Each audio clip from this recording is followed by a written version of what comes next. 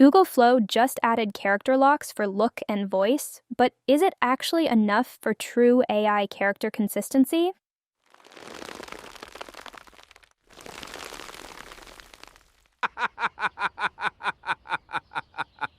Honestly, we are still seeing a lot of character drift. Let's look at what I created, and today I'll show you how to fix it.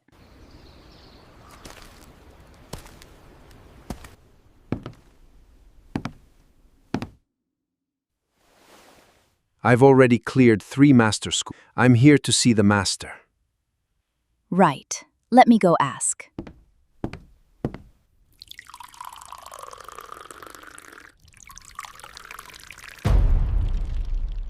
Stop it! Stop it!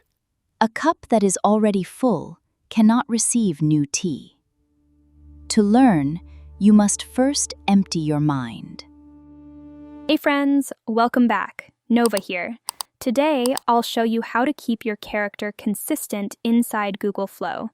For those who love writing prompts, this video is for you too, because I'll teach you the structures that actually work.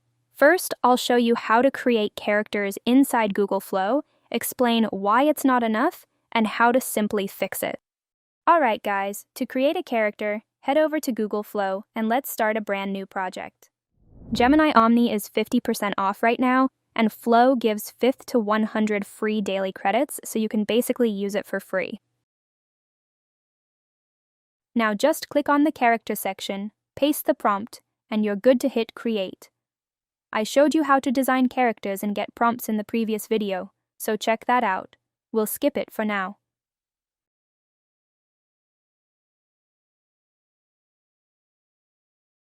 Now that my character is ready, I'll name him Goro. Clicking Select a Voice lets you give your character a unique voice throughout the video. Hi there. We're introducing a new... You can choose from the library or design your own. Just choose a base voice. Hi there. We're introducing a new feature where I can Describe what you want, and you're good to go.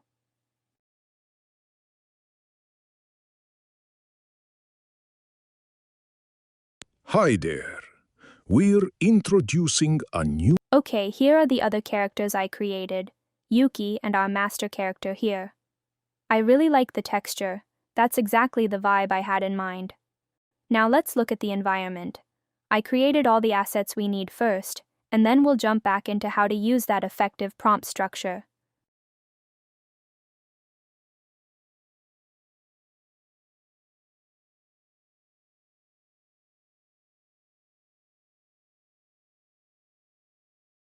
Here is the exact structure. I put it in the description too. Here is how it works in 10 seconds. The top section locks your geometry. The timeline blocks control the AI's memory shot by shot, and the bottom section locks your global textures and audio. Okay, now let's head back to Google Flow. Just paste the prompt, tag the characters and the environment. Okay, here I'll just type the @ symbol, which brings up all our generated assets and images. From here, choose the character, Goro, and click Add to Prompt.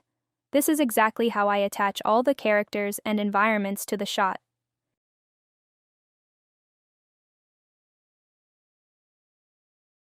Set your preferred model, choose the number of generations and duration, and that's literally it. Alright guys, now you know the prompt structure and you've created and attached your character, but you still get some drift. Let me show you exactly why this happens by breaking down 2 quick examples of what went wrong on the screen. Okay, this is the character, and this is the video as you can see. The engine opened his jacket and completely ignored the character sheet details. Let's look at the character block. This is where your geometry is locked or lost. In this test, the prompt was vague. Goro the fighter, massive, barrel-chested, wearing an indigo hari. Because we didn't draw strict boundaries, the engine took liberties. Simply attaching a character sheet and calling their name isn't enough. You cannot rely on the image alone. You must explicitly describe those physical boundaries in the text prompt, or the engine starts making its own fashion choices. So, you might think the fix is just to write a more descriptive paragraph. We tried that. Indigo blue haori, bronze circular emblems on the chest and back. Look at the render. The AI slapped 2 bronze emblems right on the front. Why did it fail? Because we didn't give it a specific coordinate. We just said chest. To the AI, the chest is a giant blank space, so it just populated it however it wanted. Video models need to know exactly where things live. Okay, now check this out. That completely fixes the garments for Goro, and it looks nice. But you can also see right here how perfectly this workflow handles the detailed structure of Yuki's garments as well in even different scenes. Empty your mind. And this rule doesn't just stop at clothing. This applies to everything: your style, your character details, and your environment details.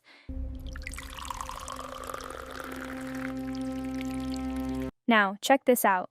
Look at how effectively that style block impacts the final character renderings.